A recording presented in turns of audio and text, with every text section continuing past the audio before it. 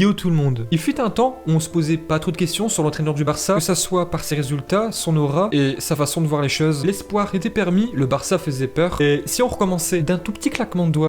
Et au final, est-ce que c'est vraiment possible que le Barça retrouve sa gloire? Les fameuses années où le Barça faisait notre fierté? Alors, d'après les rumeurs, Quique Setién ne finira peut-être pas la saison, et c'est même le coach du Barça B, Garcia Pimienta, qui s'occuperait de la Ligue des Champions au mois d'août. Alors bien sûr, on est sûr de rien, c'est juste des rumeurs, mais si j'ai bien appris une chose, et surtout dans le football, c'est qu'il n'y a pas de fumée sans feu. Regarde, Valverde par exemple, pendant 2 ans, rien. Aucune rumeur concernant un éventuel licenciement, et d'un coup comme ça, comme par magie, on en parle pour la première fois, et ça y est, Valverde n'est plus entraîneur du Barça. Et là encore maintenant, le dossier Arthur, des exemples comme ça, je pourrais vous en citer plein. Il y a des choses qui vont se passer, c'est sûr. Alors maintenant, vous allez me poser la question, ouais Barbeau, qu'est-ce que t'en penses? Je pense que je suis assez déçu. Déçu de l'importance du coach. En fait, je suis plus déçu que énervé. Car Quique Setién, quand il est arrivé, son discours, il a essayé de changer des choses. Le jeu était mieux qu'avant, mais un tout petit peu, et c'est pas suffisant. Et encore, c'est pas forcément convaincant. Valverde, d'accord, on se faisait chier, mais on était premier de la Liga. Alors attention, je dis surtout pas que Valverde devait rester. Non, je suis pas non plus sadomaso. Baisse les yeux, toi. Il devait partir, c'est obligatoire. Alors peut-être pas en janvier, peut-être bien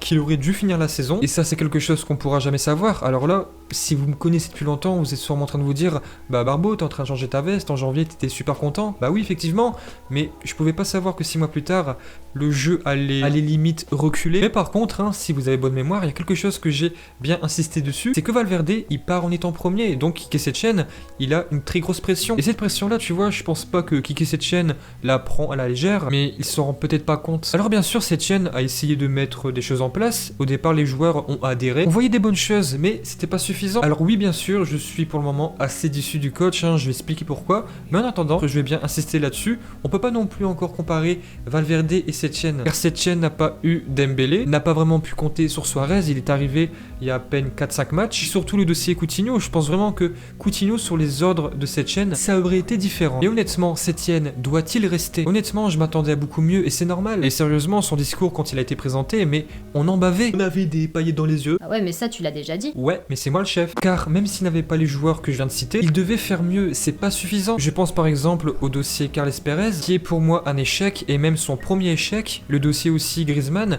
qui n'a pas évolué et qui stagne, et je dirais même qu'il s'empire. Maintenant, d'après ce que je comprends, les joueurs commencent à lâcher l'entraîneur. Et Lagudou qui a peut-être fait déborder le vase, bah c'est le dossier Arthur, tout récemment. Car de base le Brésilien ne voulait pas partir, c'est notre magnifique direction qui a fait le forcing pour que le Brésilien parte, mais bien sûr gentiment. Et Arthur Melo, voyant que les choses se passent ainsi, il a changé d'avis et c'est quand même assez compréhensible, car il a vraiment été dégoûté comment il a été considéré, que ça soit par Bartomeu et même le coach, Quique Setién. Juste avant le dernier match contre Celta Vigo, il y a eu une conversation entre Arthur et Setién et le Brésilien a été très déçu. En gros, il n'a pas été rassuré. Quique Setién a fait comprendre des mauvaises choses aux Brésiliens. Le coach pour l'instant ne convainc pas, alors ok, il y a eu le Covid, donc un manque de rythme, des blessures, mais c'est toujours pas suffisant. Et quand tu coaches le Barça, peu importe les circonstances, qu'elles soient bonnes ou mauvaises, tu dois toujours montrer un visage conquérant, sans forcément toujours être premier, car toujours être premier, c'est pas possible, mais tu dois faire peur, chose que le Barça ne sait plus faire. Luis Suarez a critiqué l'entraîneur après le dernier match, l'équipe n'a pas compris les changements, les choix tactiques, on lui a posé une question sur Griezmann, et il a répondu pour moi bêtement, en vue de la situation. En fait, honnêtement, je pense qu'il n'a pas compris que le Barça, c'est là, tu vois. Et là où ça devient intéressant, c'est que notre chouchou, Xavi, a pointé le bout de son nez. Et moi les copains, je vais vous dire, s'il le fait, c'est pas pour rien. Je vous rappelle qu'en janvier dernier, il a refusé une offre du Barça, car il voulait prendre absolument le Barça dans des bonnes conditions. Et ça bien sûr, c'est quelque chose que je comprends parfaitement. Mais là le petit Xavi, il voit que les choses se passent mal au Barça,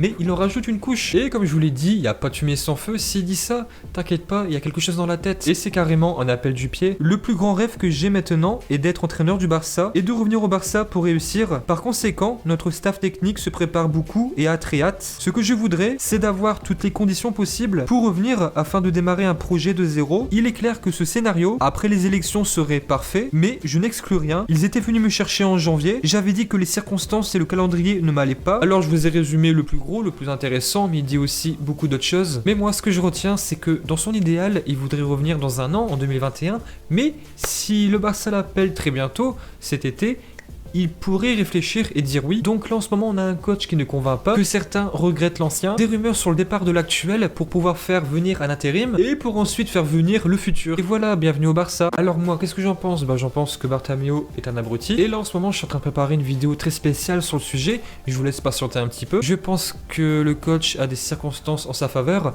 mais il aurait dû faire mieux. Et même si bien sûr tout n'est pas de sa faute, le vestiaire commence à lâcher et quand ça arrive, quand ça commence à arriver, c'est foutu, c'est la merde. Et que demain le Barça joue contre l'Atlético, ça va être super dur, car même s'ils sont pas très bien lotis au classement, pour moi l'Atlético, même au-delà de Madrid, c'est le pire adversaire. Et si demain le Barça ne gagne pas, ils font un match nul, perdent, et surtout si le Real à côté enchaîne une autre victoire, pour moi c'est quasiment foutu. Après oui je sais très bien, il peut encore se passer plein d'autres choses, mais bon, là en ce moment Madrid est en forme, et même s'ils sont pas super flamboyants dans le jeu, bah ils ont des victoires qui sont super importantes, chose que le Barça a du mal à faire en ce moment, et en ce moment la différence est là, et puis voilà, yo tout le monde. Et bien voilà, j'espère que vous avez aimé cette vidéo. Si c'est le cas, abonnez-vous à la chaîne Ô toi mon Barça, un commentaire, un pouce bleu, ça nous fait plaisir, et nous on vous dit à la prochaine. Yo tout le monde!